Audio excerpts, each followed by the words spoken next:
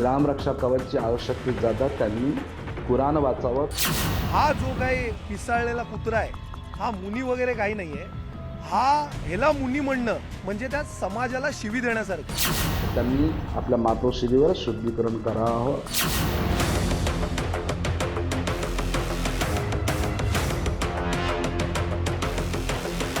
अयोध्येतील राम मंदिरात झालेल्या दानचोरी प्रकरणावरून ठाकरेंच्या शिवसेनेनं आक्रमक भूमिका घेतल्याचं पाहायला मिळतंय. रामाच्या मंदिरात दानचोरी करणाऱ्यांवर कारवाई व्हावी याची मागणी करत उभाटानं रामरक्षा पठण आंदोलन सुरू केलंय. दादरच्या हनुमान मंदिरानंतर शनिवारी नागपुरातील राम मंदिरात हे आंदोलन करण्यात आलं. आम्ही जय श्रीराम जरूर बोलतो, जय शिवराय, जय श्रीराम, पण आम्हाला राम पाहिजे तो भाजप मुक्त राम पाहिजे. आणि हा राम भक्त आणि राम मंदिर चोर असा लढा आहे. सगळ्यांनी ठरवायचं तुम्ही कोणत्या बाजूला आहात.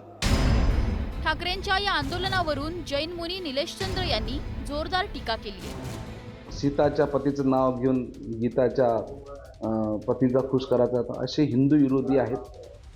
आणि रामरक्षा कवचची आवश्यकता जाता त्यांनी कुराण वाचावं. कारण की त्यांनी सांगितलं आहे की आमचे जे औरंगजेब आहेत ते आमचे बंधू आहेत, तो बोलाता. तर त्यांनी आपल्या मातोश्रीवर शुद्धीकरण करावं. नागपुरातली त्यांची आवश्यकता नाही हनुमान चालीसा करायची आणि रामरक्षा करायची. आता फक्त एवढ्यावरच निलेशचंद्र थांबले नाहीत, तर ठाकरेंना टोला लगावताना त्यांनी फडणवीसांवर स्तुतिसुमनांचा वर्षाव केलाय. मला असं माहिती आहे की महाराष्ट्राचा राम जर केवळ आहे तर तो आमचे देवेंद्र फडणवीस आहे.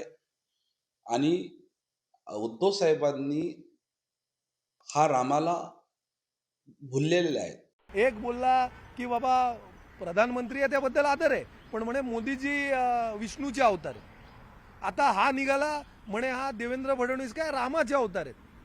हा राम आहेत, अवतार पण नाही, राम आहेत. तुम्ही काय करताय? साधारण सर्वसामान्य माणसांची तुलना देवाबरोबर करताय. तुम्हाला अक्कल आहे? अक्कल शून्य व्यक्ती आहे ते. आता निलेशचंद्र यांच्या या टीकेवर विरोधकांकडून जोरदार पलटवार करण्यात आलाय.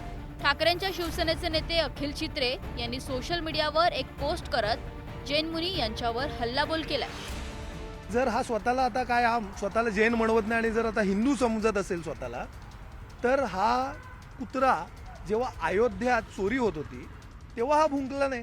राम रक्षा महाआरती आंदोलन हे आम्ही करत असताना हा भुंकतोय, तर हा पिसाळलेला कुत्रा नक्की कोणी बिस्किटं टाकल्यावर भुंकतोय हा महत्त्वाचा प्रश्न आहे. आणि मी आता ऐकलं की कुठेतरी म्हणाला की श्वान चांगलं असतं, जर ते मला श्वान बोलले तर. मला श्वान नाही बोललोय, पिसाळलेला कुत्रा बोललोय. श्वान आणि पिसाळलेला कुत्रा याच्यात फरक असतो. पिसाळलेला कुत्रा कोणीही सोबत घेऊन चालत नाही, म्हणून जरा त्याचं भान ठेवा. ठाकरेंच्या रामरक्षा आंदोलनावरून राजकीय वातावरण तापलंय. ठाकरेंच्या आंदोलनाला प्रत्युत्तर म्हणून भाजपकडून 22 जुलैला देवेंद्र फडणवीस यांच्या वाढदिवसानिमित्त याच परिसरात महायज्ञ करण्यात येणार आहे. त्यातच जैन मुनींनी केलेल्या टीकेनं या वादात आणखी भर पडणार आहे. Bureau report, news 18 Marathi.